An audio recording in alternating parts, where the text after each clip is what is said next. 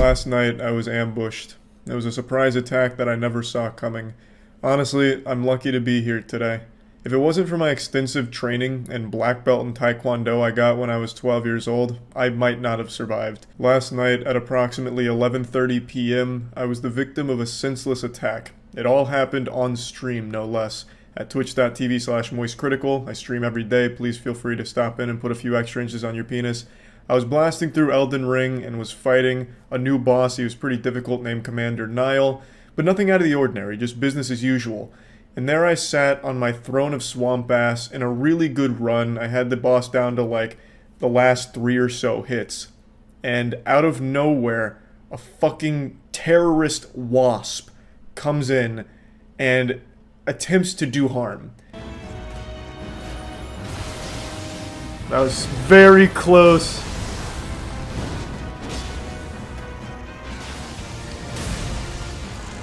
God damn.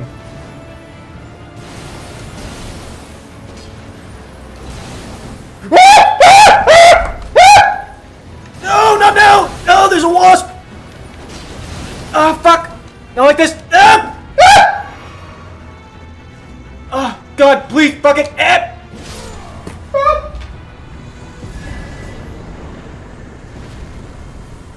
Luckily, I maintained my cool and didn't panic, so I was able to not only defeat the boss, but was able to evacuate the area just in case the wasp called for reinforcements. I was able to go look for nearby improvised weapons, like a brick, or anything I could get my hands on, really. I tried to find a fly swatter, but that was like trying to find fucking Excalibur. I couldn't find it, so I was looking for pretty much anything I could find in order to combat this adversary. And I actually think this event speaks volumes to the difficulty of Elden Ring. Not only will it challenge you in-game, but it will challenge you in real life when it presents real-world bosses for you to fight. So not only do you have to adapt to the game, you as a human being have to adapt to your surroundings. I have no doubt Elden Ring summoned this wasp, and I was up for the challenge. Now, for those that don't know about Elden Ring or Souls in general, Souls games in general, it's not like I could pause the game. I had to continue playing while being attacked. So, it was like in the movie The Wicker Man when Nicolas Cage sticks his head in that thing of bees and he's like, ah, shit, the bees. That's what happened here. I had no choice but to continue while the wasp was still on the hunt. So there was no pause feature. I had to push through, and god damn it, I did. I stepped up to the plate. Alright, well, we got the boss. I don't know where the wasp went. I need something to like hit it with. I can't find a fly swatter. Oh, they just put the fear of God in you. Did you guys see the size of it on stream? It went right by my fucking head. That thing was massive. It looked like something out of Earth Defense Force. That was like a bio-mutant wasp, like a technology-enhanced super mutant. Alright, well, nothing to do now but wait. Thanks to Prime Rabbit. Actually, just give me a second. I'm gonna find a fly swatter. Last thing I want to do is get caught with my pants down again by this guy. He clearly understands war tactics. He literally came at me right when I was about to deal the final blow to a tough boss. Let me level up first.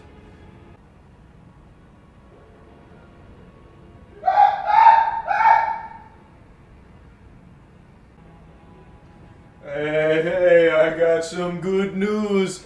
The Fearless Warrior got it. It wasn't as big as I initially thought, but we fucking got him, baby. You see it? We fucking took him down. That'll teach you. Tell your friends. This is not a safe spot. I hit it with this Charizard Jumbo card. That's how I got it out of midair. This is not a safe spot for wasp, baby. No siree. Not in my dojo. Alright.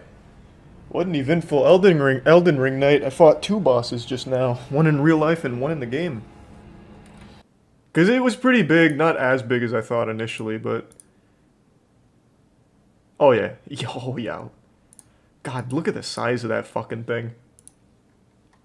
Bro, I fucking slayed Mothra. That is an actual kaiju. Jesus Christ, yeah. That was close.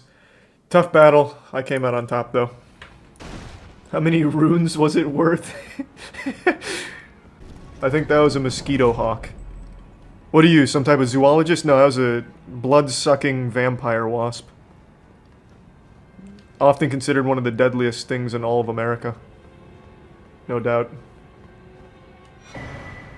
I'll be honest though, I think you're right. I actually think it was just one of those giant mosquito hawk things. This was a triumphant victory not only for me, but for gamers everywhere. Last night, I showed what we're capable of. You can challenge us, you can push us, and sure, maybe we'll yell and scream, perhaps even shit and poop ourselves, but in the end, the gamer will always come back stronger than before and secure the dubski, that fat victory royale, and fell the great enemy. They will funge the non-fungible. God damn it. And that's what I did. So yeah, that's really about it. So yeah, we've got a wacky situation I really want to share with you all today. So for about 2 years now, people have made the same joke about me, saying I look like Jesus. Charlie looks like Jesus. Hey Charles, really appreciate the time you forgave all of us for our sins. Takes a big man to do that. Fist bump. Shit like that. And they also used to say I look like Keanu Reeves, which I always took as a compliment because I love Keanu Reeves. I'd suck a fart out of his butt. I think he is great. Now, that's not to say I was ever offended to be compared to the looks of Jesus Christ. I mean, he seems like a pretty cool guy. But what happens when you take a joke and bring it to a place where humor doesn't exist? Facebook. So it all started a couple months ago when this Facebook page was made. Over the last couple months, a lot of people sent me this page and asked if this was legitimate or if they were impersonating me or if my content was stolen. No, I gave this group full permission to make this Facebook page. I said they could do whatever they want with my content and post it on Facebook. Totally fine by me. And they've done a great job. I'm never on Facebook. The only time I ever go on Facebook is to read comments from desperately horny dudes trying to get laid. So they'll leave comments on girls' pictures all the time saying weird shit like, can I see your boobs? Do those boobs milk and bitch lasagna? Other than that, I just never go on the platform. So I just told this group that they're welcome to do anything they want over there. Get wild with it if they'd like. And wild they did get. They made a post, this naughty little picture right here, and it set the Facebook mom and grandma community on fire for about a day. It's clearly a playoff of those silly things you see on Instagram and Facebook where it's like just a picture of a Bible they got from Google Images and then it just says if you scroll past this you go to hell. Updo and you go to heaven and win $1 million tomorrow. And that shit usually flops, no one ever really engages with it, but for some reason this one popped off in like the 50-plus-year-old mom and grandma category. So it just says, share if you love Jesus, 99% of you won't. And it's just a crudely photoshopped picture of my face on a holy person. It looks like a goddamn album cover. And for some reason, the Facebook comments all truly thought it was supposed to be a picture of Jesus. So all of these Facebook elderly women are just like repenting for sins and saying amen and we love you Jesus, we love you, thanks for being our friend.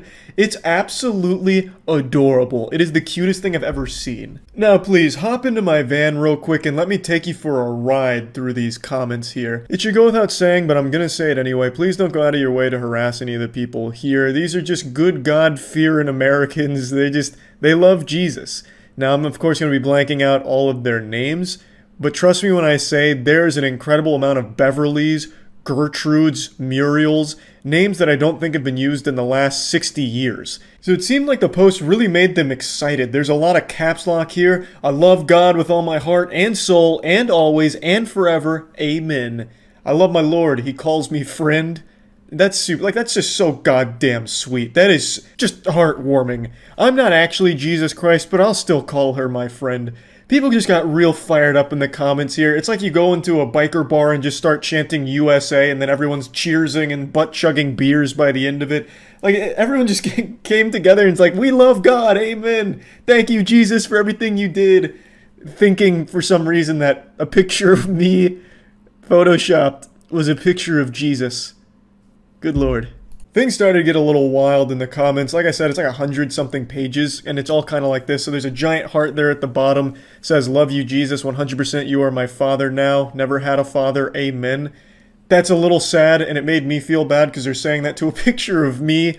But, you know, things kept getting wilder. So in the middle there, you'll see, amen. Yes, I love it. Praise the Lord, amen, and amen. Then they dropped a random link to something. And I was too much of a pussy to click it because I thought for a second they might have just dropped some malware in there, you know. Hey, love you, Jesus, but fuck everyone else in the comment section here. Here's a Bitcoin miner. But guessing by how wholesome everyone was here, there's probably just like a photo album of whoever this is and their family at church or something, but I wasn't gonna run the risk. They had this crazy streak where it was nothing but amen until in the middle someone broke the combo by just saying of course. But it was like 10 straight pages of nothing but amens, which was extremely impressive. Then eventually someone finally got me. They said, "Why do you post a picture of a model or actor? This is not Jesus. You do not know how he looked as a human being." GS. I don't know what GS stands for. Perhaps good suck, maybe? I'm not really sure. But they finally caught me red-handed. They knew I wasn't actually Jesus, but I was still flattered that they called me a model or actor. Honestly, I was expecting the next sentence to start with, "In fact, I think I recognize this man from the Hunger Games franchise. This isn't Jesus at all." I was actually blushing when I read that. And then at the bottom, someone just said, "Beautiful picture." Oh, it was so wholesome reading these. I won't show any more, but it goes on for hundreds, all saying, "I love him, I love you, Jesus, thanks, Jesus, let's go, Jesus, thanks, amen." It's fucking awesome. It is so cute. It is adorable. I love to imagine a world where Jesus is out there, like the real Jesus Christ, and he has a Facebook account, but his shit is getting no action. Like, he's not doing any numbers. He's like, "Where are my followers at? Like, come on, like my post, fuck." But they're calling him a fraud and just liking a picture of me that's photoshopped. Like, "That's Jesus, not this guy. This guy's full of baloney." It's just a really wholesome situation here that I just thought was fun and goofy to share. Really, that's about it. So yeah. Here's a little touching story for all of you from my past. I believe this was in my freshman or sophomore year of high school. And, puberty was coming in full swing. My body was changing. I was getting hair on my nutsack, my butthole. My height really wasn't changing. I've pretty much been short my whole life. 5'6" has pretty much been my max level cap. Hopefully soon there'll be a new patch or a new expansion set to this godforsaken world where they can increase my height without having to obliterate my fucking legs in some back alley meth lab. But anyway, that's not really part of the story about me being short. Anyway, I was going through a really hard porn addiction phase. I was an absolute porn fiend. And one day before class, I wanted to see some vagina. I wanted to ejaculate. I wanted to just bust a nut real hard before class. But I couldn't. I watched a lot of porn for the better part of 25 minutes, which for me was a bender and a half. Usually I would have come 3 times during that period back then. But on this cursed day, my well was dried up and I had no more semen left to give my boxers. It's also worth noting as an important detail, during this time, I never needed to jerk off. I never even knew how. I'd always just ejaculate after getting an erection, and sometimes I'd try different techniques like slapping it around or something to see if that helped the sensations or anything, but I never really jerked off. That's the point here. I could ejaculate using just the power of my intellect and euphoric gamer senses. I was able to just propel cum when I was stimulated visually or mentally. Alright, so now take that little nugget of wisdom and put it in your back pocket and save it for trivia night. It's going to play a major role in the plot a little further down the line in this story. So I wanted to stay home and just ejaculate because I thought something was wrong with me. I thought my dick stopped working or God banned me from ejaculating. I just thought something was awry and I wanted to stay home, but my parents wouldn't let me because that day we had a school play to perform. It was Hamlet and I was playing the role of fucking P. Diddy. Who's the character with the P in his name? Palpatine? Jesus, it's definitely not fucking Palpatine. I'm not playing Chancellor Palpatine or anything like that. It's like Polonius. I was playing Polonius, and he gets stabbed, and I guess that's like crucial to the story maybe. So I couldn't miss it. My parents didn't want me to miss it. They'd already planned on going to see it, so I couldn't skip school that day to ejaculate. Plus, that's not exactly a strong reason. I was very forward with why I didn't want to go to school. I was telling my parents, "Look, I just want to come." No sane parent's gonna be like, "You know what, that's a good excuse, Harold. Let's not send him to school today." So I get sent to school. I go through school per usual, and the play was supposed to take place right after school ended. So, I was able to push back the desire to ejaculate and all that for the entire school day and up till the play, and I was rehearsing my lines or my actions. And all of a sudden, all at once, it was like a light switch went off. It was like I was having a fucking Jimmy Neutron brain blast in like the costume room, and all I was seeing was porn. Like my eyes just rolled into the back of my head, and all I was looking at was porn. Like I was Professor Xavier who just jacked into Cerebro, and I was seeing all of the porn that I'd ever seen in my life all at once. And I got hard as a fucking rock. And I knew that was dangerous because, like I said earlier, I never needed to like physically stimulate myself to ejaculate. So I'm sitting there in my Polonius costume on the verge of just blowing a hard load into it right before going on stage, and I'm panicking because we're about to perform this play and I have some shit I gotta do in the play. Like, I'd hate to be the guy that gets stabbed in the play, the curtain rolls back, and then all of a sudden I'm just laying on the floor with a boner and a wet spot in front of the whole school and all the school's parents. That'd be terrifying for all of them and myself. So I'm trying to brainstorm ideas. I didn't want to just go blow a load into the toilet because that thought never really occurred to me then. So my plan was to just start chugging water as quickly as I could and just try and pee out my erection. I thought that would work if I just kept urine flowing the best I could. I only had like T-minus 20 minutes till showtime, so I killed like 2 water bottles and the plan worked. I was able to like basically piss out all of my boner, and I was able to perform the play the best I could. But the lesson here is, no half measures. If you feel like you need to ejaculate, then fucking do it. Get it out of the way, because you never know when it might come back to haunt you. You might be in the middle of a school play, and then all of a sudden you're spitting out baby gravy into your costume and trying not to cry in front of the whole class. Just don't edge for like 9 hours. Just get it done, get it over with, and then be productive for the rest of the day. That's the lesson. I guess the lesson is quite literally jerk off if you need to.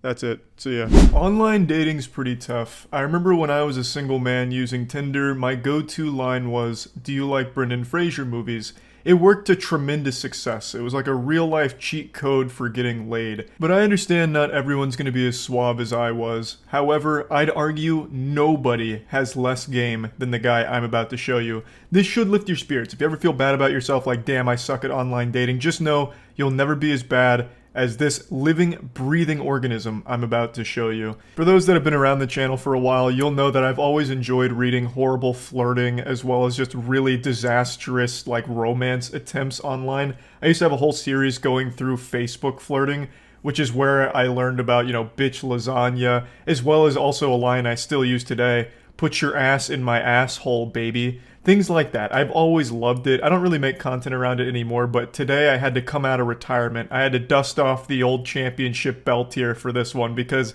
I saw this on Reddit and I was smiling ear to ear. It is so bad. So this is where our journey begins. Now, again, this was posted to Reddit, so there's like a 90% chance it's fake.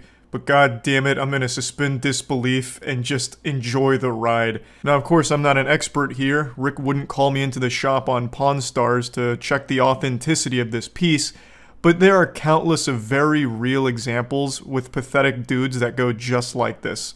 So, there is a good chance it's real. So these two have been talking for a little while, and my man comes in with the clown shoes and asks, "Are you on birth control?" I know it's a personal question, but kind of important to know.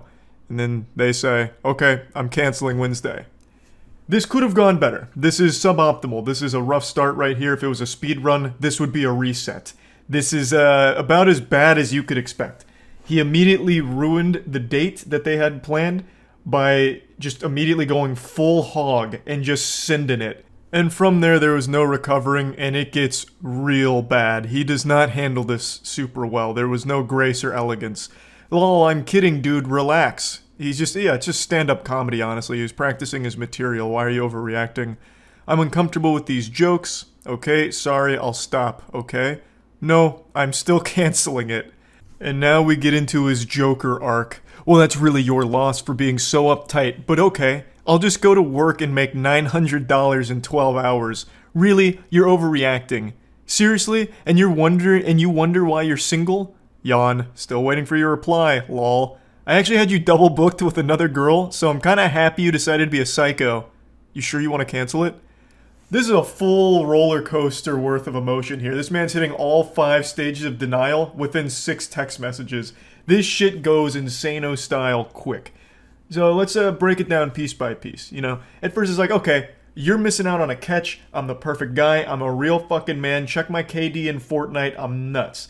And you know what? Fuck you. I'm just gonna go make $900 in 12 hours at my job because I'm pulling fat racks. I've got stacks on stacks. Like, I'm kind of nutty. I'm one of the wealthiest men in the world, in fact. Then you can see panic start to set in when the money play didn't pan out. I'm guessing like 5 minutes had passed and he was already hyperventilating and breathing into a paper bag to calm himself down. So he tries to like put it on her like something's wrong with her. She's overreacting. Why are you just freaking out over nothing? It's like that scene in Airplane with that girl who's like afraid of flying. So they start like shaking her. Hey, get a hold of yourself. Come on, get a hold of yourself. It was just a joke. So then he goes right into his bad boy mode. He puts on his sunglasses and trench coat and says, you know what, actually this is good for me. I double booked you with another girl. So the fact that you're psycho is helpful for me, because now I can just go to this other girl. In fact, I was just trying to have like 10 girls to have sex with on the same day, and you were just one of the many. So it's not that big of a deal. But are you sure you want to cancel? Like, I'm totally telling the truth, but are you like sure you want to cancel? I love that attempt. It's like, I'm so desirable, actually. In fact, I totally forgot I'd already had another girl that I was going to fuck this day, so it's fine. And then has the audacity to call her a psycho. And I love the way that he says it, I double booked. This man has clearly never actually had a date in his life. It's like he's just penciling it in on a calendar, as if it's like a part of his job. Now we make a transition into Act 3 here, into just full-blown neediness and scary obsession. Please call me, please, I'm at work, dude. Lol, I know, I'm just being incredibly annoying to show you how most guys act, so maybe you'll realize I'm not that bad. So I'll see you Wednesday? That doesn't even make sense, you were fine until that joke. This is a Hail Mary. This man hatched the ultimate plan, so after he realized that by begging to be called back, it was a bit much, a rare moment of self-reflection, he's like, okay, yeah, it's a bit weird. So then he's like, how do I get out of this now? I've got it. I was actually just pretending to be needy and obsessed. It was called acting. I was actually just doing this to show you what most other simpletons do, not a sophisticated, nice guy like me. So I'll see you Wednesday, right? Dude, I was kidding with you. It's a joke. You do know I'm a doctor, right? My brain thinks at a much higher level than yours or the average person. It wasn't even sexual. It was a joke. And I said if you don't like those type of jokes, I won't joke like that anymore. This should be the end of it. You should be like, okay, cool. And then if I do it again, then you get pissed. Yeah, he's a doctor. Dr. Love, baby. This guy's good. This is real smooth.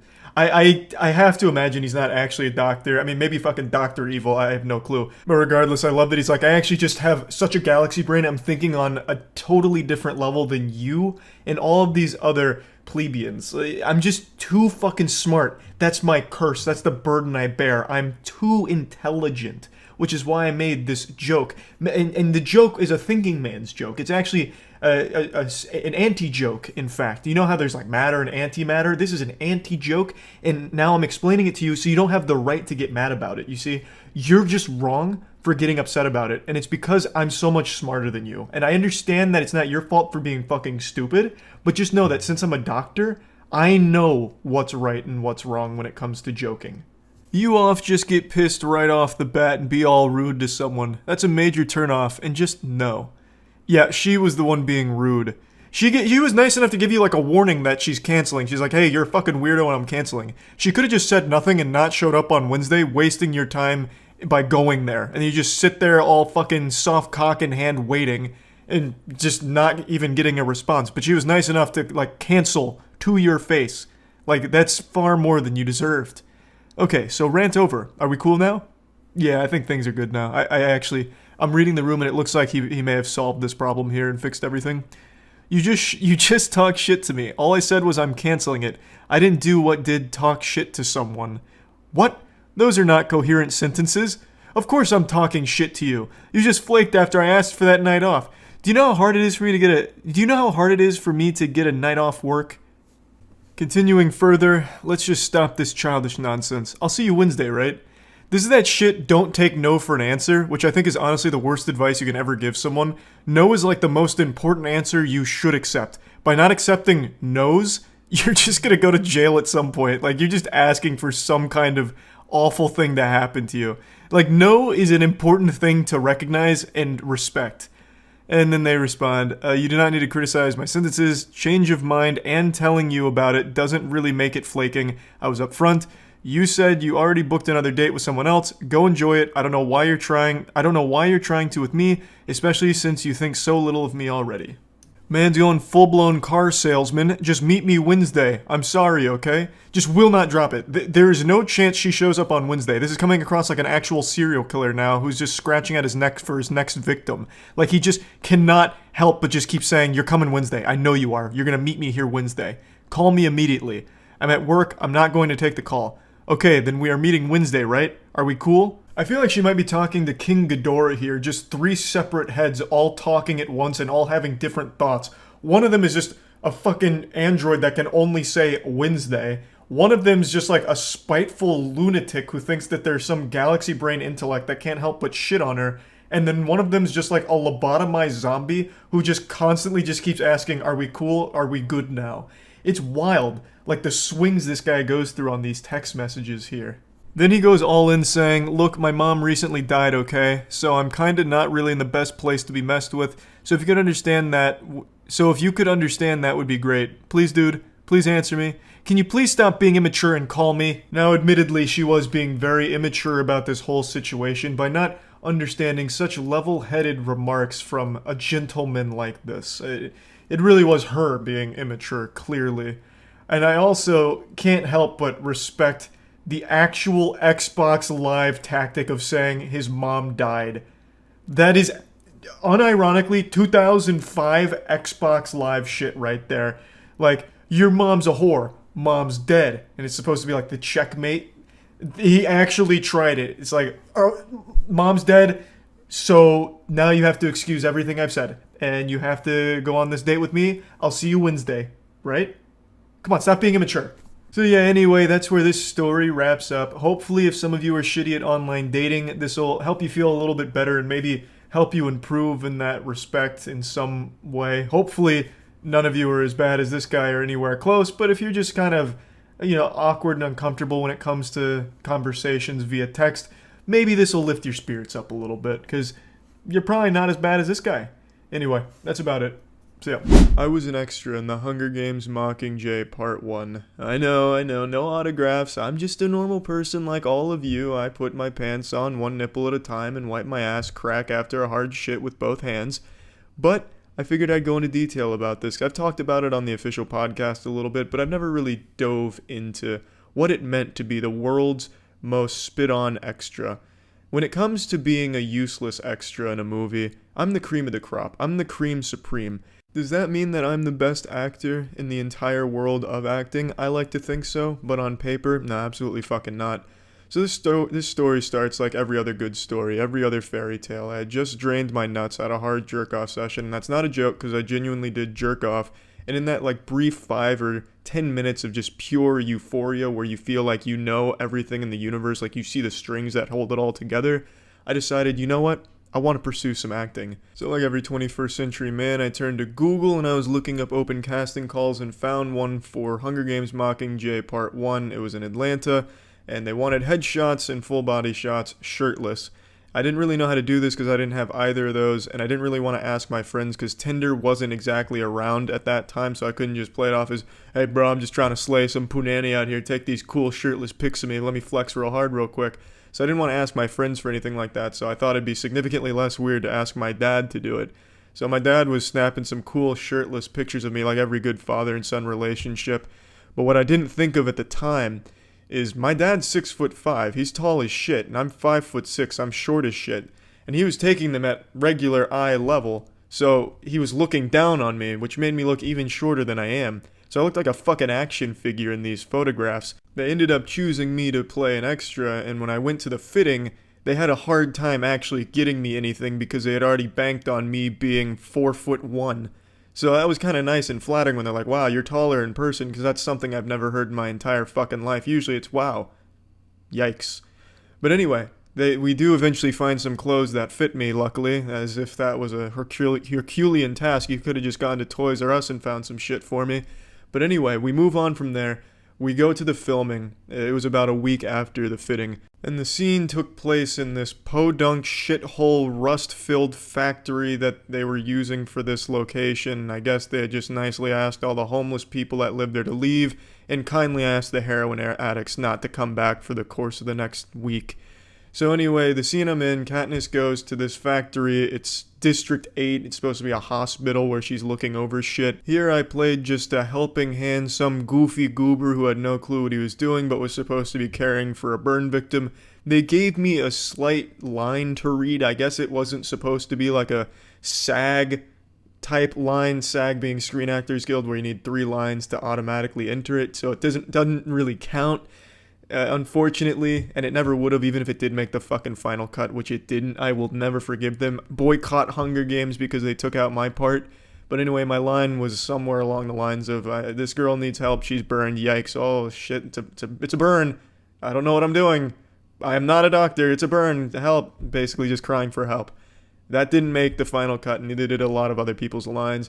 There's an elderly man next to me that had a line. You can actually see him in the final cut here. But anyway, I was on a mission to solidify a spot in the final cut of this movie, so I was doing everything necessary, no holds barred. If I had to start rimming people, I'd start rimming them. If I had to start flipping tables and wet willying bitches, I was gonna do it. I was getting into this fucking movie's final cut, no matter what. So what I would do is I would chase around the action in my designated area. So the elderly man that had lines, I would keep scooting closer to him in between takes that way I'd be there. They didn't use his line, so that slapped me right in my fucking face, unfortunately. I also really goofed around probably too hard. I would be like screaming kind of loud because they're like, be chaotic, be wild. And I was just like, fuck, oh shit, fuck sometimes. And obviously that didn't make the final cut. I thought there'd be a slim chance of that though, maybe in the background like an Easter egg. But I didn't put too much real estate in that. I didn't expect that to make it. But what I did attempt and really thought would make it to the final cut is when this kid right here, the kid who says, are you here to fight, are you going to fight with his Katniss? I was originally positioned where this one girl's head is poking out. That was supposed to be me. But my plan was, I knew this kid was going to be in the movie no matter what because he's an actual actor. They paid him to do these lines. So my plan was to sit up as straight as possible, as erect as I've ever been in my life. The world's most perfect posture. So that way my head would be at like his titty level. So every time they'd have his lines going, you would see me. You'd have to see me. Unless they were going to fucking pixelate me like a UFO documentary, you were going to see me. But what they ended up doing is they told me to switch with the person they ended up putting there, which is this person that's poking their head out, all very cautiously, just trying to avoid it. I was trying to get in it. They're trying to stay out of it. They changed me because I was blocking their shot. I was too intrusive. So they ended up putting me a little more ahead. That's not to say I didn't make the final cut, though. It was, at the end of the day, a mission successful. If you pause the movie right here, you can see my arm doing the, is it the, I don't remember, one of these or whatever the fuck the symbol is for Hunger Games. But yeah, you can see me poking it out there. And yeah, that was my extra role in the Hunger Games Mockingjay, and I probably ruined a little bit of that scene. Not by design, but I was out for number one. I was going to be the world's most impressive extra on this movie. Unfortunately, they outsmarted me. But I do honestly kind of feel like maybe I did ruin a couple of the scenes that were supposed to be in there. Because, like I said, there was a lot more lines, but I'd keep fucking scooting closer to them. And I guess they probably didn't like me being in every single line. Which, honestly, I can totally understand. And that's not something that crossed my mind. I never thought that I would maybe potentially ruin someone else's line by just being there, but I can totally see how that could have happened. So, if you did have a line in this movie that didn't make it and you suspect it's because I kept photobombing the shit out of it, that's on me and I'm sorry about that. But I mean, hey, it's Hollywood, you know? It's a dog-eat-ass world out there. I was just gunning for it and it did not pan out the way I was hoping it would. But anyway, at least you can see my arm in there. That's it. So yeah. Hello, my friends. Happy afternoon to all of you. Christmas season is upon us, as I'm sure we all know, so please don't forget to leave out a joint and lighter and glass of milk for Santa Claus as he wiggles his fat ass down your chimney to deliver your Fortnite skins this year. Today, to get into the Christmas spirit, I thought I'd share a story. It's a story as old as time itself. I'm sure anyone out there can relate to it. It's a story of when I first tried to suck my own penis. All men have tried it. There's two types of men in this world. Men who have tried to suck their own cock, and liars. So obviously I have tried before. And I'm pretty sure I've talked about this on the podcast, but I figured I'd make this entire video dedicated to it because I keep getting emails asking if I suck my own penis, and Twitch chat comments how I suck my own penis. So let's just tell the whole story start to finish the way it was written by Homer in the Odyssey. So, to set the stage, I was probably around like 13 or 14, I'm not exactly sure when. And I was just starting to refine my palate and get a taste for what I liked from pornography and titties and stuff on the internet. And during this time I was very religious, so I was kind of fearful and ashamed of watching porn. I thought anytime I even touched my wiener, I was giving God the middle finger and he was ashamed of me and sad and he'd frown. So I didn't do it all that often. But occasionally the mood would strike me right and I'd Google image search for boobies and butts and vaginas. and, get very excited looking at these things, give it 2 thumbs up, and sometimes even save it to favorites on my folder. But anyway, one particular evening, I was extremely horny. I was Googling boobies left and right. I was like fucking Professor Xavier jacking into Cerebro. I was looking at boobies all over the place. I could see them all over the internet. And man, I was just really fucking feeling myself. I didn't jerk off or anything though, because like I said, I thought jerking off was a bit too far in the eyes of Christianity, and Google Images was tame enough where, I'd be forgiven. So I was looking at these images, and I eventually said, this is enough. I went to the bathroom. I was going to take my shower. I was still sailing full mast. I was hard as a fucking diamond. And man, I was just so horny. I would have fucked my own ass if I could. But anyway, I'm standing there super erect in front of my shower, and I look at my wiener and I'm like, damn, that's my fucking winky doodle right there.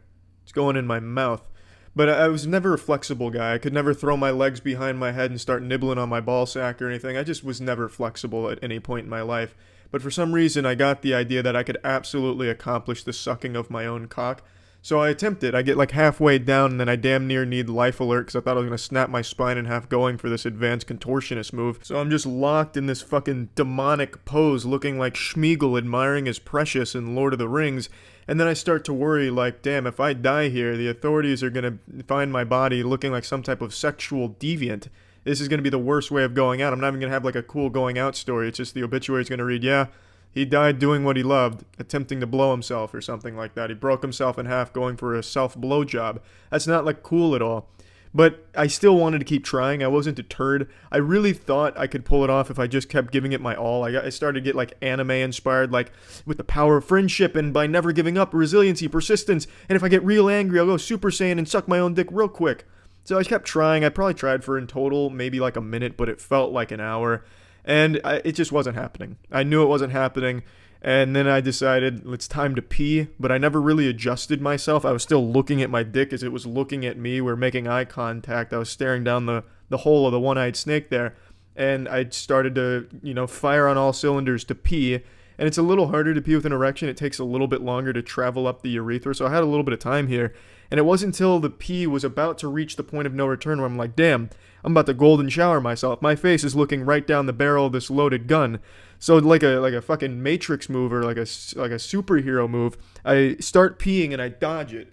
I lift my head back up and then I just start fountaining it over myself, and I'm safe, I'm dry, I don't get pee in my face or anything, but I almost did. The point I'm making is, yes, I've tried to suck my own dick. It did not go well. God did not bless me with the gift of being able to suck myself off.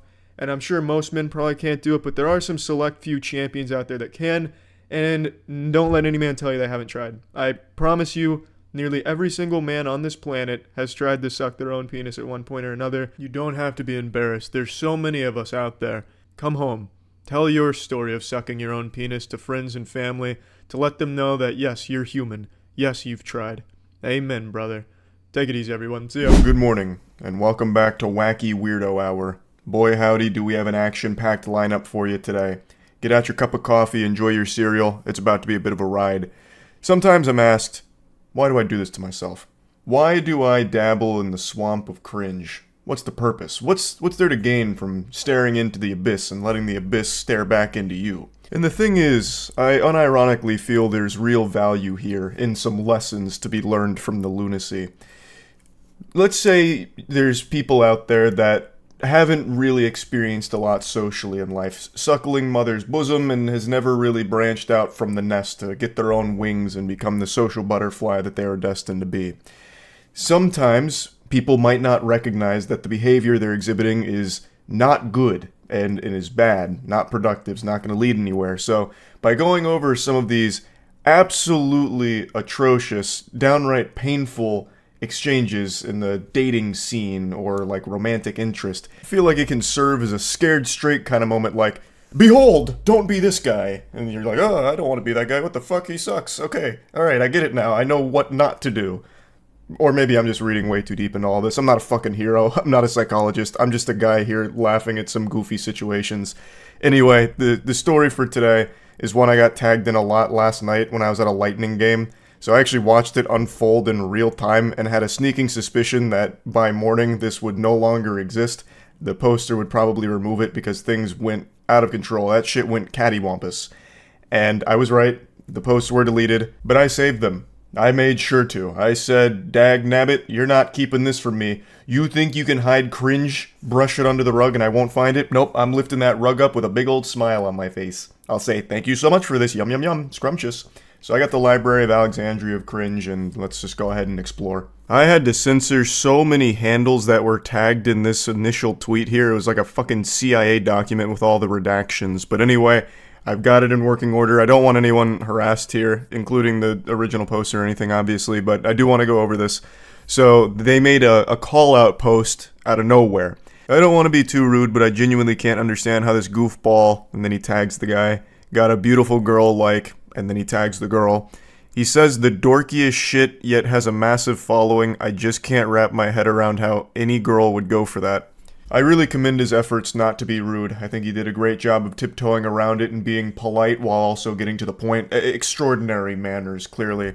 Excuse me, everybody, not to be rude, but fuck this guy. He's got a girl and I don't, and he's a dork and I'm a Chad. What's going on here, guys? What an injustice. He's not ugly, but Sabrina is objectively hot, where he's average at best. He spends all his time on Twitter, unlike someone who has a full-time job and a ton of money he could use to provide for a stunning woman like herself.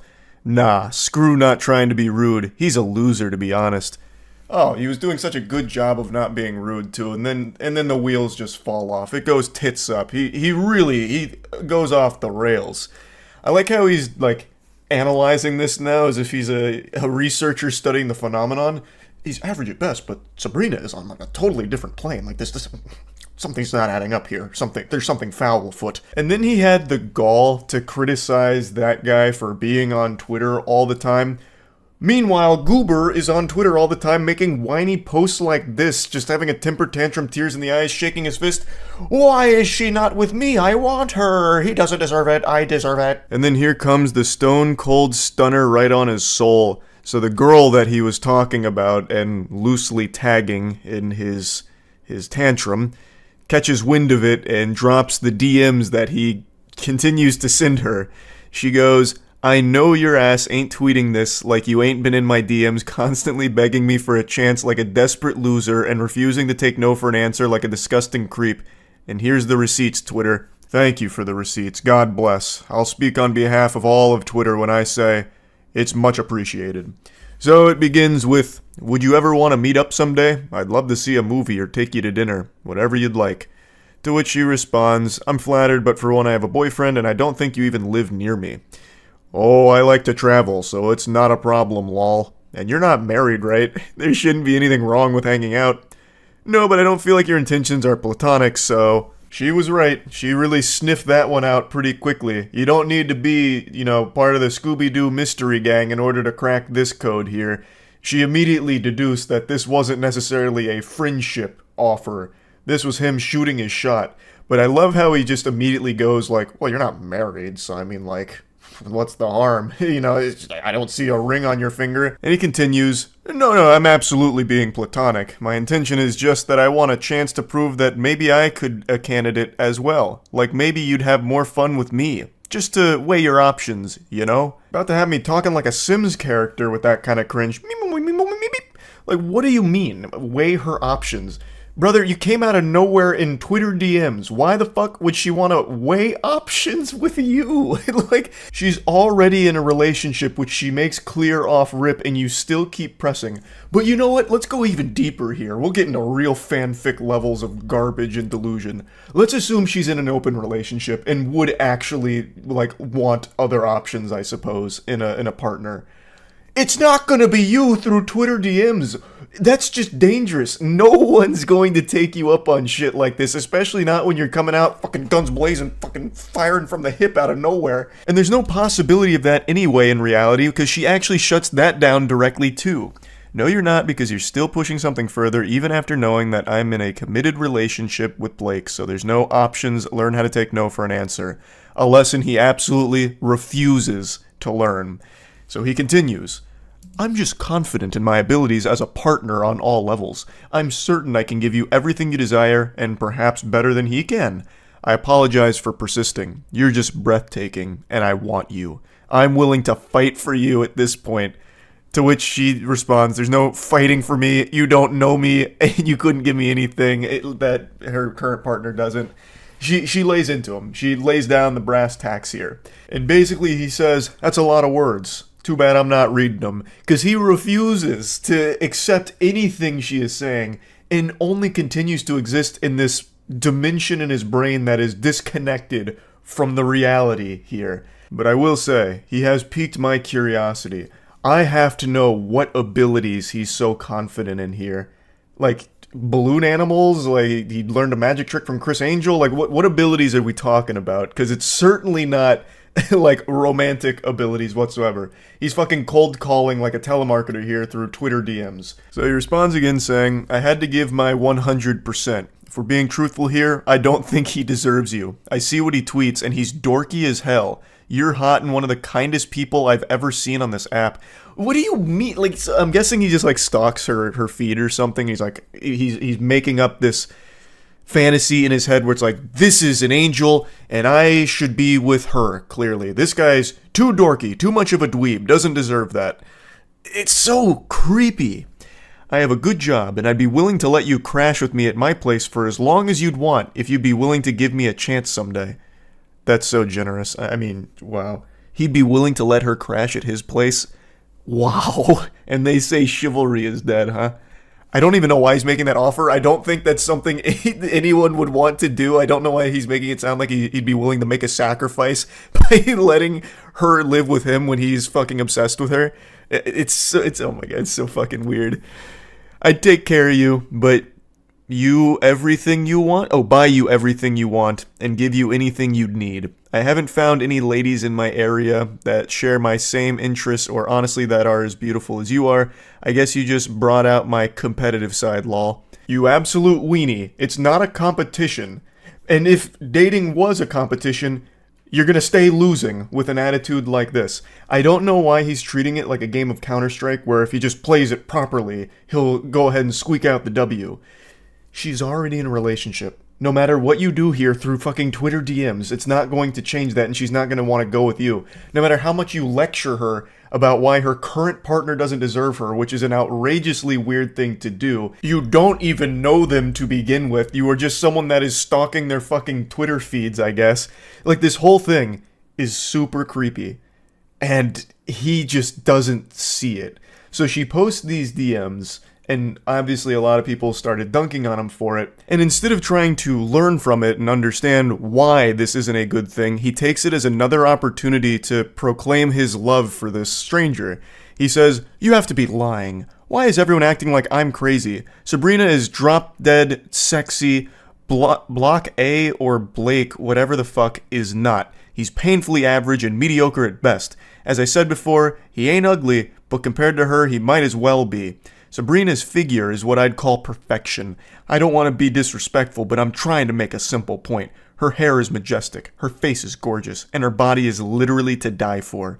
Not to mention she's strong and takes what she wants. I admire that. And she doesn't want you, so admire that, and come to terms with it. She will never want you. No matter how many times you make Twitter posts about her, obsessing over her. It's scary. It's unhinged. Stop it.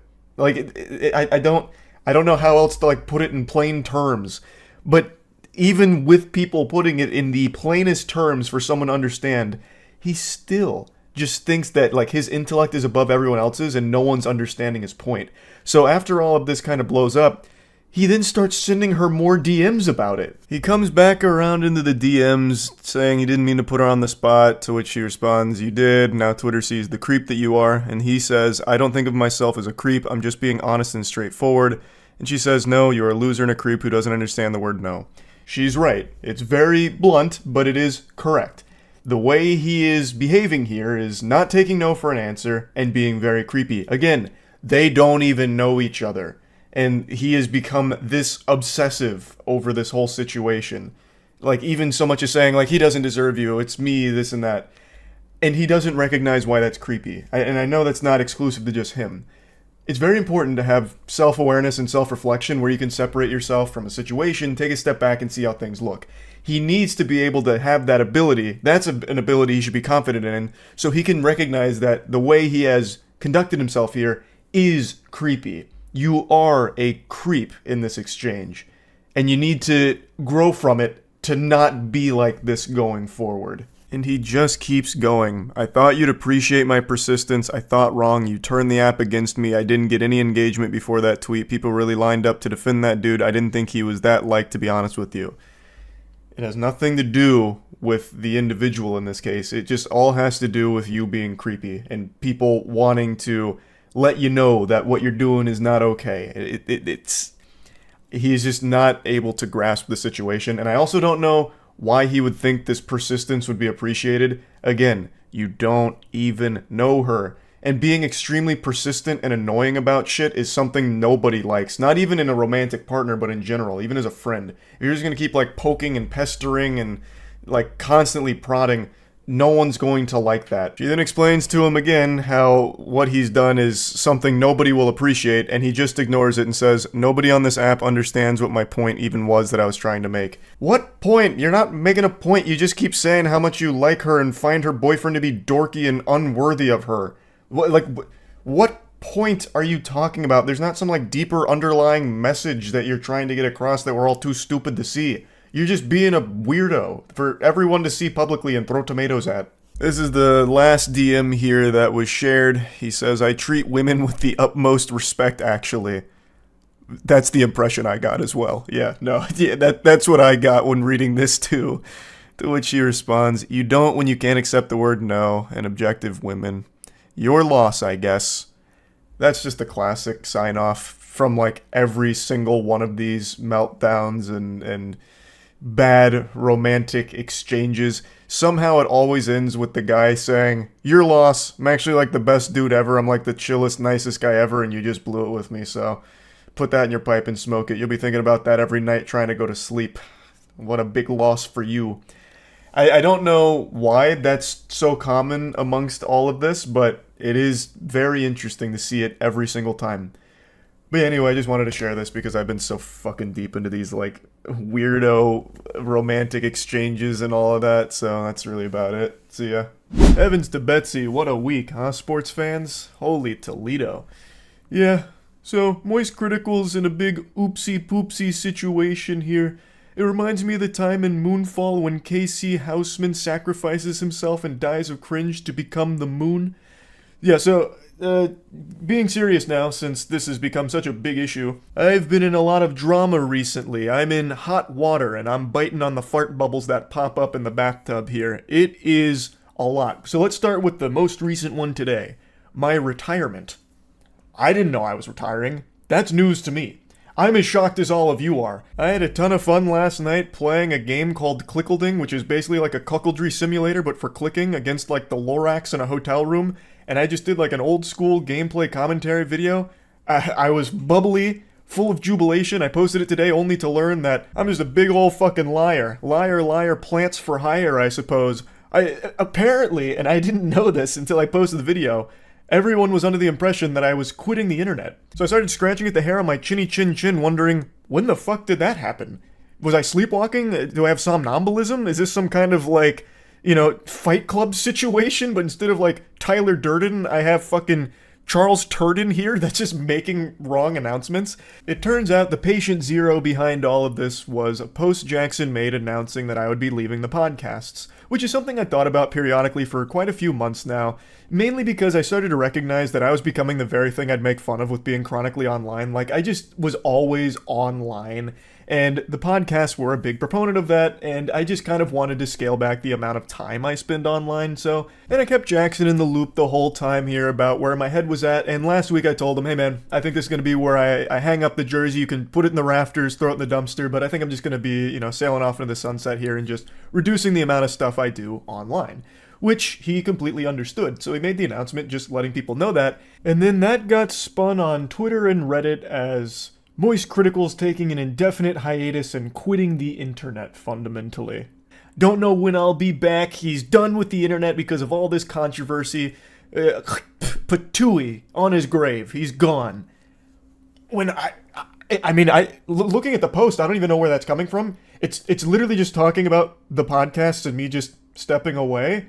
Like, it doesn't extend beyond that. I can't even wrap my tiny noodle around how anyone could perceive this as me being done with the internet entirely, but that's the story that they ran with, and that's what most people saw, not the actual post. So everyone thought I was quitting the internet, so I posted that video that I was really happy with because it just felt like an OG old school video that made me happy, and then bang! Just a flood of comments and dislikes all saying shit like, how could you fucking deceive us? I thought you quit, huh? What happened to leaving, huh? I just read this post on Twitter from an account that had a profile pic of titties photoshopped onto Thomas Edison that said you were done, and it had 50,000 likes, so I know it was true, and you're just a fucking liar. I can't even just peacefully walk away from some projects without it being a massive fucking reaction over actual nothing burger information.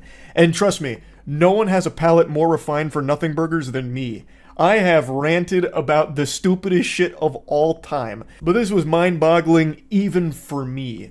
So to set the record straight, no, I'm not retiring, despite what the experts are telling you.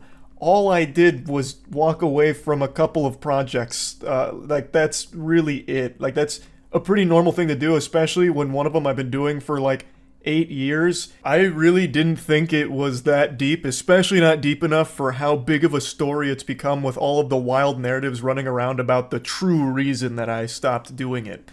So let's get into that drama. I've talked about it on stream, I don't even know how many times at this point, but we'll just talk about all of it in this video here.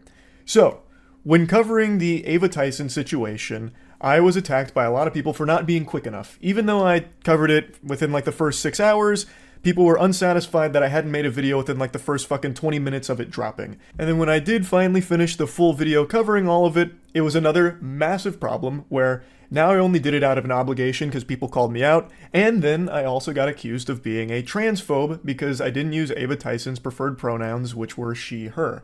I didn't know that. I thought just calling Ava Tyson by her name was okay, and I had also heard when I went to the Mr. Beast thing, someone refer to Ava Tyson with they. So I was truly under the impression that that was okay. And for that, I was annihilated by a good chunk of Twitter. And then annihilated by another good chunk of Twitter because I called out Sneeko, who was the main proponent about me covering for Mr. Beast to keep the collab alive. I wasn't talking about Ava Tyson because I wanted the Mr. Beast collab. And I talked about how absurd that statement was, especially given his history with fighting against the age of consent. He's been very vocal about how much he hates the age of consent, and so I talked about that briefly at the end of the video, which then changed the whole narrative for a lot of people where I never talked about Ava Tyson and only talked about Sneeko. So it was a complete lose-lose, because if I didn't talk about what Sneeko was saying, I would have been called a coward for not addressing it and talking about, like, well, he was going to cover for Mr. Beast until Sneeko called him out. So, like, if I didn't do it, I would have been attacked. I did do it, still got attacked. It really was unwinnable.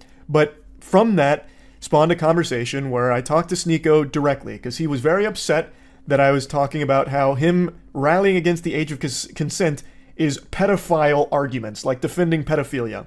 As I've said since the very beginning of this channel, I'm always willing to engage with people I disagree with, and I thought that maybe there was a chance I misunderstood what he was trying to say, even though it's still abhorrent. I thought, okay, maybe he's not actually trying to defend pedophilia, he's like some kind of pseudo-intellectual debate bro who's trying to say something else, so I was willing to hear him out on it, and I talked to him in DMs, and he said he doesn't believe in the age of consent, he believes in the age of marriage, can't assign a number to it, but said that when someone can legally drive, they should be able to marry at the same time, which is literally like a 15 or 16-year-old, because you get your permit at 15, your license at 16, and both are way too young to be marrying. That shit is completely unacceptable. It is downright disgusting. He then said that he was happy to discuss it in a call, which I said I was willing to hear him out on, and he said that he would do it later because he was outside doing an IRL stream in Turkey. So I was willing to hear him out, because again, if this is some kind of crazy misunderstanding, I'd like to know that, because it'd be really fucking scary for someone in his position with his level of influence to be actually advocating for adults marrying and fucking children. That's a huge problem. That's a big fucking problem. So if there was something that he was like trying to say but failing to do so, I was willing to at least hear it. And this is where the infamous debate came from, the debate that people are calling the debate of the century. I'm kidding, not a single soul on the planet said that. It's actually one of the most dogshit debates I think human beings have ever had. He eventually called me on Discord. I was under the impression this was just him and I talking. I had no idea this was going to be a debate. I thought he was going to try and explain himself like, hey, no, this isn't actually what I meant. This is what I'm trying to say. I thought this was a conversation between him and I, not this kind of debate show that he was putting on for his audience. There is nothing in our DMs that indicated that's where it was going. When I joined the call, he asked if I was going to record it, to which I said, I can if he wants me to, but I was also down to just talk. So I thought maybe he wanted it as a recording to like explain to people like, no, he's not actually a pedophile defender or advocating for that kind of thing. So I thought that is why he asked. I didn't know it was because it was being streamed. Especially because one of his last DMs was about how he's doing an outside IRL stream and he would call me after. To me that says when he's done streaming, that's when we'll talk, not as a part of his stream. I didn't know this was a debate nor a stream until about an hour and 40 into it, roughly somewhere in that ballpark. I am not a debater. I've never claimed to be one. I never want to be a debater. I've always said that I believe conversations are the most productive because debates always devolve into what side can score the most points by explaining their thought process even if the position is wrong. Whereas a conversation is a very different thing to me. So I didn't even know that's what this was. So obviously I was unprepared for a fucking debate. So I entered into the Thunderdome and we started talking. I made it clear that I found his statements on the age of consent and children marrying adults being fucking hideous. Absolutely revolting. And then he started arguing about, well, what is a child? We must define a child, you know. It's not actually being under 18. It's all a bunch of hooey. And I really think if you have to start arguing about, well, what technically is a child? You're already way too far gone. Like, that is so fucking weird. And in no uncertain terms, multiple times throughout the debate, Sneeko says that he is okay with people that are aged 12, 13, 14, 15, 16 marrying adults that are 18 or older. We're talking globally. Let's just talk globally. Like, do you think it is okay for, I'm not talking about just you specifically anymore, anyone. Do you think it's okay for anyone in their 20s, an adult, to marry a 15 or 16-year-old? A 21-year-old, if there was a marriage where the father consented and the daughter consented, and it was both good on both families and they wanted to do it, why am I going to get involved? Why should we get the government involved? Even get back a little bit. Do you think there's not a problem with a child being with an adult? Okay. We haven't even agreed upon what a child and an adult is. You keep saying that it's 18. Under 18 is child. And I'm telling you, that's not even the definition of the word. What is the number? It needs to be a number, or else you can do the same thing. I just told you there's not a number. Do you see why that's a problem? No. If there's no defined, so why can't a 12-year-old marry an 18-year-old? Because most 12-year-olds haven't gone through puberty yet. And most 12-year-olds... What if, as you just said, it changes. What if a 12-year-old went through puberty early, the parents consent, the 18-year-old and the parents consent? Can they do it? Most likely that's not going to happen. You know why? Because Islamically, if we're not talking most likely. Just say it. If the families have consented, the kid is mature, the kid is ready, why should I stop it? At 12 years old. At 12 years old. If the kid is physically mature, the parents consent, both parties are happy. A 12-year-old being physically mature. If that's the only line that actually makes sense. Again, I don't think a 14-year-old can ever be physically mature. Mm-hmm. Even though they literally can. Even though puberty actually defines that, it's fine. I don't believe so. I was 14 once. I actually had a mustache when I was 14. Would you have looked at me and said I was physically mature enough to get married? If you were physically mature, if you were mature, yes, I would. Okay. Really? When I was 14. Yeah. If you were 14 and you were ready to go and you met another 14-year-old, yes, I would. No. We're talking adults. You keep going back to that. That is adult. I met... I told you my definition. I told you the definition. Adult. The definition, okay. If you went through puberty, you're an adult. That's the definition of adult. So yes, if you're an adult and you had a mustache, you're ready to get married, fine. Okay? Unironically saying a 14-year-old adult, I think would make most sensible people want to puke. There's so many instances of this, and a lot of the conversation was spent with him talking about like overseas age of consent, like talking about how Japan's age of consent was 13 for the longest time, this and that. But the whole thing was like pulling teeth, and it was fucking painful. And I think it's extremely alarming perspective to have. Unironically calling a 14-year-old and 12-year-old mature enough for a marriage, those are middle schoolers. Like, holy shit. I think that is extremely concerning to be advocating for something like that. Like, would Sneeko be okay if his best friend ended up marrying a 14-year-old? He certainly shouldn't be. No one should be okay with something like that. Like, that's fucking terrible. That is actually terrible. But now, since I wasn't, like, holding him to this topic or making sure it stayed on the topic I thought we were talking about, it went all over the place with a ton of different things. But the big one, and this is what most people have focused on, which was my response to his question about kids transitioning. And the way he would pose that question would be by asking if I thought it was okay if kids who want to switch their gender go to the doctor and get their dick cut off. Is it okay if a 9-year-old goes to a doctor and gets their cock cut off right then and there? And when posed with that question, I replied with yes. And I've talked about this on stream many, many times now, and I'll talk about it again here. I thought he was talking in hyperbole. I thought he was just exaggerating, being over the top, talking about the entire subject of transitioning. I had no idea that any living, breathing human being actually thought that that's how transitioning works, where you just go into a doctor saying, I feel like switching genders, and they lay you down on the operating table and just snip your whole fucking meat off. I didn't know that that's what he actually believed. I didn't know he was speaking literally. I thought he was just referring to the entire process of transitioning and just using this over-the-top statement to encapsulate all of it. Because you literally cannot get that surgery unless you are 18. Like, you actually have to go out of your way to be that stupid on the topic than you would just spending a couple of seconds looking it up.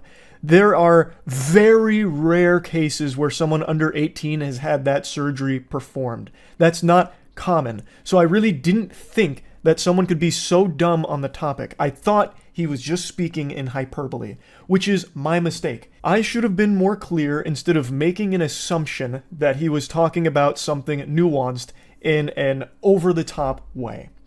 I haven't hid this take, and it's not a new take from me. I've talked about this a couple times throughout the years on stream. I have no complaints if a kid gets interested in transitioning and starts talking to their family about it.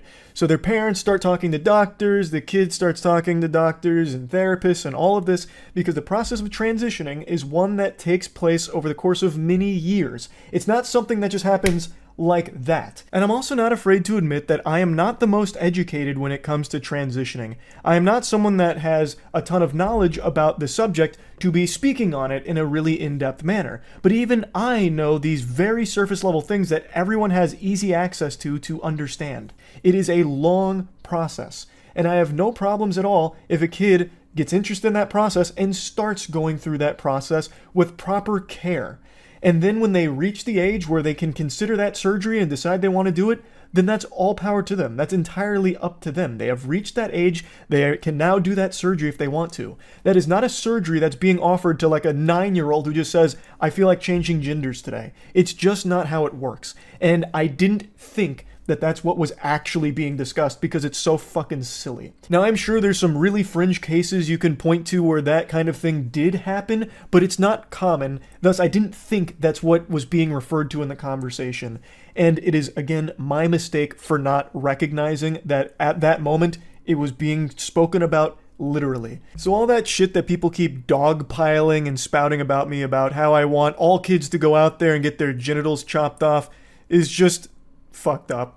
Like, it's so ridiculous. I recognize I did a horrible job of arguing in this debate, which isn't surprising considering I don't debate. This is not something that's in my skill set, which of course led to some embarrassingly dog shit arguments. Like the one I've seen people reference a couple times is when I briefly mentioned sports in this topic. It was a stupid point to try and make. I was getting hit by like some rebound psychic damage listening to some of the drivel brain rot that Sneeko was spouting about the age of consent. And I don't know why I thought this was like an argument to try and make, but I brought up sports in this subject and I was going to try and elaborate on it, but didn't at all. What I was going to try and say is that when a kid gets interested in a sport, they'll talk to their parents about it, they'll research the sport, go through the process of learning about it. And when it comes to transitioning, it's still a process where you talk to your family about it, you learn about it. Like, it wasn't a point where I was trying to say, well, changing genders is a lot like picking between baseball and soccer. Like, that's not what I was trying to get at, but because I didn't elaborate on it and it really wasn't a good argument to try and make in the first place, that's one people have harped on a lot. And I get it. Like I said, I am not a debater. Like, I didn't go in here expecting a debate. So I had nothing prepared here for this inundation of outrageous questions and tangents. Like, there was a point where Sneeko was trying to get me to say white power. Like, the whole thing was a fucking mess. It was, without a doubt, probably the worst debate that video has ever been cursed with. And I really regret not doing a better job here. It's not something I should have even done in the first place. I just have a tendency to really hope for the best out of people, and I was really hoping that I and most people were wrong about Sneeko's perspective on the age of consent. However, unfortunately, it doesn't appear to be the case. He was very adamant about this position, and I did a terrible job in arguing with him, and I did a terrible job of articulating my beliefs. I am supportive of the LGBTQ+, and I have been, and that's not something I've been shy about. I just wish I did a better job of expressing that. To be open and honest here, and I've talked about this a lot, I've always treated my channel kind of like a diary for myself, which is why I just talk about so much different nonsense and so many things that I know a lot of people don't give a fuck about, but some of it's fun for me to talk about, or some of it's just things I care about. So being totally honest, I used to treat the internet as an escape from my dog shit real life. Truly unhappy, really hated most of everything about myself, and the internet was my escape from it. But now it's really become that real life is the escapism for me now. Like, I love posting and creating things, but I don't like interacting with the internet around me anymore. And it's something that I started to realize a couple months ago, and I've talked about it on stream a little bit, how because I've covered so many like drama stories and everything, it's pretty much all that I ever get told about when I'm streaming, and it's become such a massive headache, and it's just constant negativity that I'm fully flooded with, like at all hours. Like, I am in like this human centipede of eating someone's ass while having my ass eaten, with even more things that I'm being demanded to like talk about, where everything just feels like a lose-lose, and it has been for like the last 6 or 8 months, I feel, where if I talk about something, it's a problem. Even if something is cut and dry as like Cody Ko having sex with a 17-year-old being bad, I caught a lot of shit for that too. I'm sure a lot of people probably didn't see that, but man, the amount of emails I got and a lot of the things I was seeing, even something as cut and dry as that was an issue when I talked about it. And then if I don't talk about something, or if I don't talk about something fast enough in the time that some people think is appropriate, I'm then accused of covering up for something for an ulterior evil motive. So it just really feels like a rock and a hard place where, regardless, it's just going to be a massive flood of negativity. And a huge critique of me that I've always seen is Charlie's a fence sitter. He's just a fucking fence-sitting enlightened centrist cuck, this and that. And I've always said for the entire time I've been on the internet, I'm not special. I'm literally just a normal guy who got very lucky. I just sit here, joke about shit, talk about my opinion on things, and nothing else. I don't have a unique perspective on things. I don't have deep insight into the vicissitudes of certain things. I am literally just a guy who yaps, has some fun, talks about shit, does some wacky stuff as well, and that's it. It's just not that deep. But because everything is so inflammatory and charged online, it's being perceived in the last, I'd say like the last 2 years, it's really popped off as me making deliberate attempts to appease both sides and play right down the middle to soak up as much as possible. Like, it's all this like nefarious scheme where I'm doing this with my hands.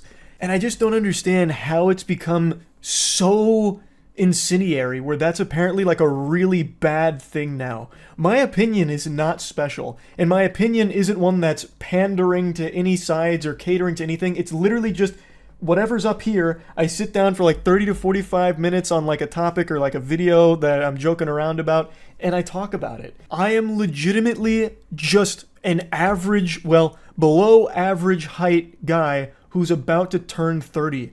I'm not just spitting hot takes out the wazoo here. I'm just being myself. That's all this channel ever has been. And now it's become super controversial to do that if it's not like, you know, picking sides on everything, it seems. And it's very frustrating. For the longest time, it was just me having fun. And for the most part, it still is. But I've started to recognize over the last few months that some of the things I do just really aren't fun for me to do, and I've been doing them out of obligation. Mainly internet drama. When I initially started covering drama so many years ago now, it was fun, because it wasn't as serious. Like, the stories were a lot, you know, more quirky. It was easy to get invested because it was kind of just like a soap opera, like a really dumb soap opera. But recently it's been much more serious, and I feel the need to talk about these things because a lot of them are extremely serious with very important topics to discuss. But it has become draining. As much as I never wanted to admit it, I've started to recognize that my mood is immediately impacted by whatever I read on Twitter in the morning. If that's some horrible stuff about a creator or what have you, it immediately affects my entire day and my whole outlook on the day. Now I know, call the wambulance, get some french fries, just fucking whining about having to talk about drama. What a stupid problem to be upset about. But I'm just trying to explain that it hasn't been as fun recently. It hasn't. And the main thing, if you've been around the channel for a while, is I've always wanted this to be fun and never feel like a job. And as hard as it is for me to admit this, a lot of this kind of stuff, it has just started to feel like less fun and more of, well, gotta do this because I'm expected to. Like anytime I go live, most of chat is just telling me about the latest in whatever's happening in the creator space or some other like extremely negative thing going on. And it's like, okay, well, I'm going to have to learn all about that once I turn stream off. So then I spend a few hours learning about these things, and it's all just really upsetting stuff. Like, it's not happy. It's all very sad, bad stuff. And it's been making me not happy. So I definitely think I'll be slowing down on covering internet-related drama or like drama in general. I'll still talk about like really wacky stories and shit like that, but I definitely think I'm gonna be pumping the brakes on like the kind of drama I have been covering recently. And instead, I'm going to go back to focusing on the content that I'm most happy with. Like, if you ask me what content I'm most proud of throughout my entire time on this platform for the last, like, 17, 18 years, none of it would be drama coverage. It'd be things like Skynut. It'd be things like shooting a potato at a tennis racket to see if you can make french fries in midair by frying them in hot oil. It's shit like that.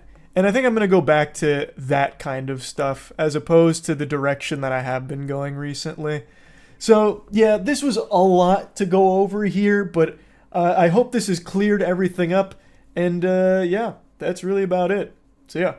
I look like a crazy person right now. I just got back from the gym because I needed to blow off some steam. Fair warning, I'm about to start screaming and spitting. This is probably the most emotion you will ever see from me. I'm about to get animated like a Pixar character, red in the face with steam coming out of my ears, because I am infuriated. I am livid. I've made a couple videos bringing you up to speed on a situation I've been dealing with U.S. immigration. In a nutshell, our esports team, Moist Esports, has one of the best Apex rosters in the world right now. We're second place in NA, and we're in a really good position to win the major. But the major is happening on U.S. soil, and the red-blooded patriots at U.S. immigration refuse to let our team come in. Our team is Australian. So we were initially declined and had to pivot, get them to Canada so they could compete in NA this split. And we resubmitted, and our resubmission has just been declined again for legitimately no real reason, because the fucking glue-eating, crack-smoking, coke-snorting, lobotomite morons at U.S. immigration just don't want them in the country for whatever reason they're drumming up here. We have been working with the best lawyers in the industry, the best lawyers on this fucking planet that specialize in this field, and none of them can believe that we've been declined again. They've never had these issues before, so they're as stunned as we are. We even have one of the highest level executives at EA going to bat for us with U.S. immigration, lobbying for us to try and get our team in here because our team is very important to the esport because we are so highly ranked. And even with the goddamn Avengers on our side, U.S. immigration slams the door in our face and turns us away like it's a lacrosse house party in college. They're Australian gamers. We're not trying to sneak in fucking Viltrumite aliens. What is the issue? Gadzooks, I would hate to meet our U.S. immigration agent in real life. It'd be like meeting Voldemort. It'd be like meeting Scrooge. Like an absolute joyless fucking husk of a zombie. It can't even be a real soul. There's no way there's a human being that's handling our case. It's not possible. Because there is no reason we would keep being declined. They're not even giving us reasons that make any sense at all. Not to us, not to the lawyers, not to anybody. Nobody. And no other esports team has had this problem. Every other org that has international players got in lickety-split. They fucking speed ran it. Meanwhile, we can't. We literally can't. I'm convinced that if Jesus Christ resurrected right now, U.S. immigration would turn him away. He wouldn't be allowed in here. We'd never see him. Now let me slow down real quick, because maybe you guys aren't understanding why this is such a big deal. Our team is one of the best in the world, and this major is huge. It's massive, and obviously we're very passionate about this game and this esport. So they need to get into the country to play in this major, because it's an in-person LAN. They can't compete from Canada. It's happening in America, the home of the fucking cheeseburger and the Budweiser. It's happening here. So they need to be here physically to compete in it. No holograms, no force ghosts, no AI, duplicate, replicants, nothing. It's gotta be them, flesh and blood, which is off the table now. I think a lot of people had a bit of confusion with the last video I made about this, because the Apex boys, our team, has been in America before. We've even made videos together with them at our warehouse. But there's a difference, because they were only here for like 2 weeks. I think it was even less than 2 weeks. And then the major was overseas. So they weren't here for a long time. This time around, we needed a different process, because they were going to play the whole split in NA. So it needed to go through an entirely different procedure to allow them to stay here for that period. And since we keep getting declined, they are now no longer allowed to just come here temporarily. All of that's halted because they're under our Moist Esports blanket.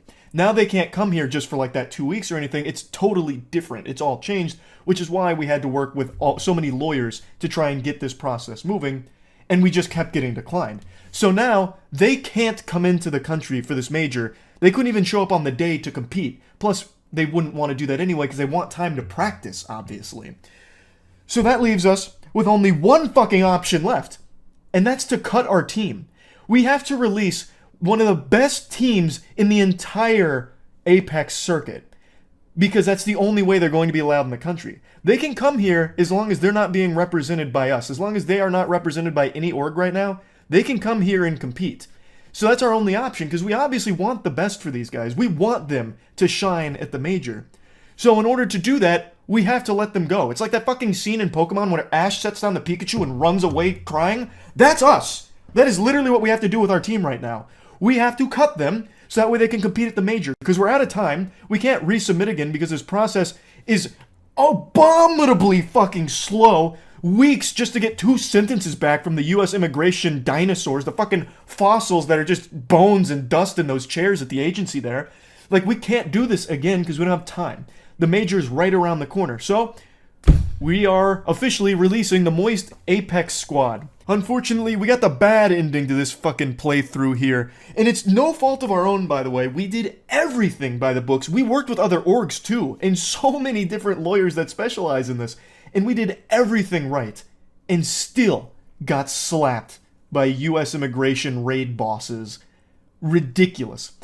So, I actually cooked up a theory. One that a couple of lawyers actually agreed with me on, as the most likely culprit for why we kept getting declined and are still currently rejected. Our name. I hypothesized this in the last video I made, but I wasn't entirely subscribing to that belief until now. The name Moist Esports may have had a role in us being rejected. May be the only reason we were rejected. At U.S. immigration, it all falls onto your particular agent. It is entirely their discretion whether or not you are allowed entry into the country with whatever you're submitting and whatever you're doing. You have an individual agent that handles your case. It is highly possible, and according to some lawyers, not unusual, for them to decline things based on very trivial reasoning. And they never conveyed that the name was an issue to us, by the way. That would be something that's so petty that they probably would never put it in writing because it's fucking embarrassing and shameful. But it is possible that the name Moist is the reason why. Because moist is a word that is a little yucky to people, makes them feel a little icky. So whoever was handling our case maybe just really didn't like that word, didn't take us seriously, and said, nope, we won't be dealing with them. Fuck them. And I think that's the most likely possible explanation for this at the moment. Because there's nothing else. There is actually nothing else that could have possibly gone awry in this process on our end. I hope the ghoulish heathen in charge of our case is proud of themselves for this. No, I'm just kidding. I'm just yanking your chain.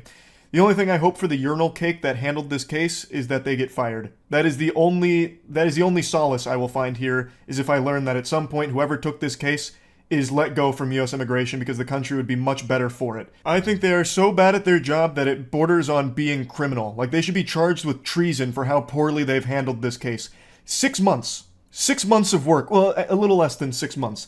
And Never once did they give us a real reason for why we were declined. The reasons they gave us were nonsensical. And when we were inquired for more information to rectify those problems, we submitted above and beyond the requirements, and still got declined numerous times. I think this whole experience should be pretty eye-opening to a lot of people out there, to the blatant corruption in US immigration. Like, this is so bad that it's almost comical. Like, if it wasn't so incredibly detrimental to our organization, I would probably find it laughable. Like, that's how awful, horrible it is, and how bad of a state US immigration is in. Like, just take a step back and really analyze this. The best lawyers in the world that specialize in this field in particular were unsuccessful in getting squeaky clean Australian gamers into the country, even when the game they're competing in has the highest level executives saying to US immigration, no, they need to be here, they should be here. All of these extremely powerful parts working together to try and get them into the country, and they couldn't do it multiple times. Now imagine that for someone normal. Just normal, average Joes trying to get into the country and they have to deal with US immigration. What fucking hope is there? What chance do you have? That's going to be like a 20-year process bare minimum. That's inexcusably awful. What a broken fucking machine. The ice cream machines at McDonald's work better than the US immigration process. It's so fucking stupid. I'm actually hitting a full-blown Porky Pig Scatman right now. I'm getting so heated. Like, it's an insult to the word stupid. Moonfall, Madam Web, The Room, that's stupid. This, it's on a whole new level. It's in a different dimension, the fucking sixth dimension of stupidity. It's a whole new ballgame. Like the fucking poop farter that handled our case. It's giving me a headache. I'm actually going caveman braid. I'm becoming Cro-Magnon man right now. Just called him a fart pooper or whatever. Like, it's just, I'm running out of words in the English language to express the frustration at how incompetent this whole process has been on their end. So yeah, anyway, we had to release our Apex team. They will still be competing at the major, God willing, unless the immigration agent himself turns up and fucking puts the kibosh on it himself, forms like a brick wall of meat and won't let them pass, physically imposing himself on them. But anything shy of that, the boys will be on American soil competing at the major, but they are no longer our team. We had to cut them in order for that to happen. We will, of course, still be cheering for them. We, of course, still want them to win because they deserve it. I think they are the best team in Apex, and I'm still very excited to watch them play, but it really fucking hurts that it's not Moist Esports that they're competing under anymore. Thanks, US immigration. Fuck you. Yep, that's really about it. See ya.